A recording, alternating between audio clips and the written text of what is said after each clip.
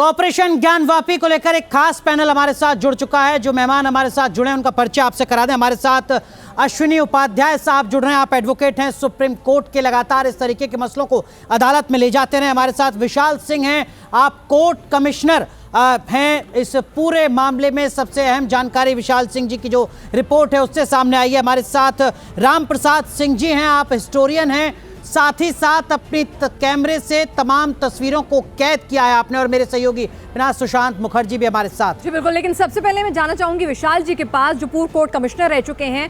विशाल जी, जब ये सर्वे हुआ था तब आप खुद भी मौजूद थे उस टीम के साथ, उस कैमरा टीम के साथ, अगर मैं गलत नहीं हूं तो। एक एक करके ये जो सबूत हैं, जो निशान मिले हैं, वो तो इसी ओर इशारा कर रहे हैं कि ज्ञानवापी मस्जिद मंदिर के ऊपर ही बनाई गई है। आपने क्या कुछ देखा अपने सामने, और क्या आप लोग भी एक बारगी, जैसे हम आज इस वीडियो को सामने आने के बाद बहुत चक्के रह गए हैं, आप भी इन सबूतों को देखकर कुछ ऐसा ही लगा था आपको भी?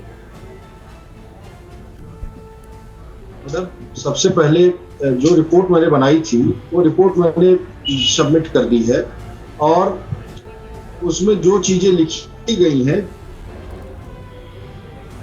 जी विशाल जी कहिए। जो चीजें लिखी गई है रिपोर्ट में, उसमें सब चीज सबमिट है, और जो चीजें टीवी पे दिख रहा है या जो चीजें आप लोग द्वारा बताया जा रहा है, वो चीजें हमने अपनी रिपोर्ट में लिख दी है। पूरी चीजें श्लोक के बारे में, कमल के बारे में, पान के बारे में, त्रिशूल के चिन्ह के बारे में, शंकुकार शिखर नुमा स्ट्रक्चर कायम है, ये भी लिख दिया है। उसके ऊपर गुंबद कायम है, 2.5 फीट ऊंचा शंकुकार ये कोनिकल शेप का है। उसके बाद 22 फीट उसका व्यास है। ये सब रिपोर्ट में लिखा हुआ है मेरी।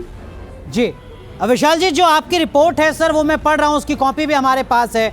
उसके आखिरी पैरा में जो आप लिख रहे हैं उसका सीधा मतलब तो ये है कि जिसको हिंदू पक्ष शिवलिंग कहता है, मुस्लिम पक्ष फव्वारा कहता है, वो आपकी जांच में आपको भी लगा कि वो कुछ और नहीं, सिर्फ और सिर्फ शिवलिंग है। मैंने अपनी रिपोर्ट में लिख दिया, बड़े शिवलिंग जैसा प्रतीत होता है, और शेप का, ओवल शेप का एक पत्थर है जो कायम है, और उसकी जांच कर ली जाए, वो साइंटिफिक सर्वे से क्लियर हो जाएगा वो क्या है। और मैंने लिख दिया अपनी रिपोर्ट में कि शिवलिंग, बड़े शिवलिंग का आकार प्रतीत होता है। जी बिल्कुल, शिवलिंग जैसा ही प्रतीक होता है, आपने लिखा है। और साथ ही साथ अश्विनी उपाध्याय जी, ये तस्वीरें आपने देखी, एक एक वीडियो आपने देखा, और ये रिपोर्ट भी हम आपके समक्ष रख रहे हैं। लगता नहीं कि एएसआई का सर्वे भी इससे बहुत ज्यादा कुछ अलहदा होगा? जो प्रतीक चिन्ह कम से कम हमें अपनी आंखों से नजर आ रहे हैं। देखिए पिना जी, भारत में विधायिका, कार्यपालिका, न्यायपालिका के अलावा मीडिया एक लोकतंत्र का चौथा स्तंभ है। मैं तो डे 1 से कह रहा हूं, हम तो जितनी बार काशी विश्वनाथ गए और सुप्रीम कोर्ट में हमने प्लेस ऑफ वर्शिप एक्ट को चैलेंज किया, हमने बार बार कहा सत्य सामने आना चाहिए। सत्य सामने आया है अपनी कोर्ट कमिश्नर की रिपोर्ट से, जो आपने दिखाया है। एएसआई का सर्वे हो रहा है, उससे कुछ और आएगा। लेकिन मैं तो ये कह रहा हूं कि भारत में हमारे पास जहां प्रत्येक भाषा में न्यूज चैनल हैं, क्यों ना उनको 1 दिन के लिए या 2 दिन के लिए अलाउ कर दिया जाए।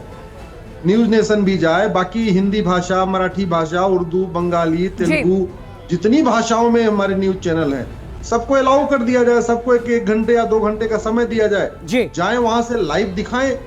मुझे लगता है उससे ज्यादा भारत के अलावा जो पूरी दुनिया में लोग इंतजार कर रहे हैं, पूरी दुनिया में जितने जहां पे भी हिंदू रहते हैं, सब इंतजार कर रहे हैं कि क्या है वहां पे, कैसे। चलिए हम अपने दर्शकों को बता दें, मैं आपको बीच में टोकना चाहूंगी कि न्यूज नेशन खुद अपना कैमरा ना गया हो, लेकिन जो पूरी की पूरी रिकॉर्डिंग है सर्वे की, वो न्यूज नेशन सबसे पहले अपने दर्शकों को दिखा रहा है। अश्विनी जी जो चाह रहे हैं वही न्यूज नेशन दिखा रहा है। दुनिया भर के हमारे तमाम दर्शक देख सकते हैं वो रिकॉर्डिंग जो सर्वे के दौरान की गई थी, वहां क्या कुछ मिला, किस तरह से वहां पे पान के पत्ते, घंटियां, शिवलिंग जो प्रथम दृष्टया लगता है, जो फव्वारा नहीं बल्कि शिवलिंग की आकृति ज्यादा प्रतीत होती है, तहखाने के अंदर से जिस तरह से गोलाकार आकृति, नागर शैली के तमाम चिन्ह, घंटियां और जो स्तंभ मिले हैं, वो तमाम चीजें जो कैमरे में कैद हुई हैं। न्यूज नेशन आज अपने दर्शकों को वही कैमरे से की गई रिकॉर्डिंग जो सर्वे के लिए गया था, वो अपने दर्शकों के सम्मुख रख रहा है। रामप्रसाद जी भी हमारे साथ हैं इस वक्त। रामप्रसाद जी, आप उन पहले चुनिंदा लोगों में से हैं जिन्होंने सबसे पहले जाकर ये जो पूरा का पूरा सर्वे है इसको अपने कैमरे में कैद किया था, आपने इसके फोटोज खींचे थे। जब आप पहली बार अंदर गए थे, देखिए सुनी सुनाई बातें अलहदा होती हैं, लेकिन जब आप पहली बार अंदर गए, कैमरे से अपनी आंखों से जब देखा, तो क्या कुछ पाया, हमारे दर्शकों को समझाइए। देखिए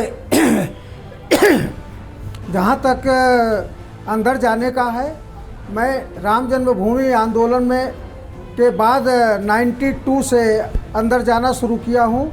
उस समय पंडित सोमनाथ व्यास जी के अंतर्गत वह तहखाना आता था जिसमें वो पूजा पाठ करने जाते थे, और उत्तर तरफ का आधा तहखाना जो है वो मुसलमानों के कब्जे में था।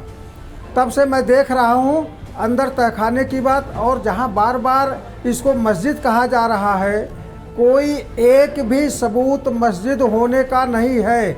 चाहे तहखाने की जांच करा ली जाए, चाहे ऊपर के बिल्डिंग की जांच करा ली जाए, चाहे पश्चिमी दीवार की जांच करा ली जाए, चाहे बजू टैंक की जांच करा ली जाए, और अब तो ASI की टीम भी आ गई है जी कि हमारे पश्चिमी दीवार के पास जो मलबा 15 से 20 फीट जमा हुआ है, उस मलबे को खुदाई करा ले, उसमें भी हमारे ही सबूत मिलेंगे।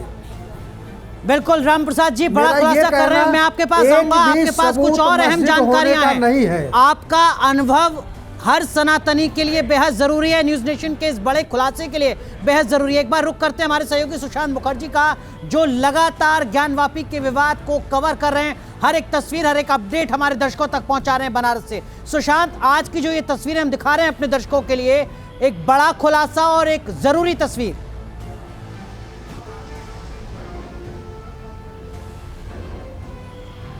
देखिए, सबसे बड़ी बात यह है अनुराग जी कि जो तस्वीर आप अभी देख रहे हैं, कल जो सर्वे की कार्रवाई हुई है, ASI जहां पर गई थी कल तहखाने में व्यास जी के, वो यही तहखाना था और यहीं पर जाकर सर्वे किया है।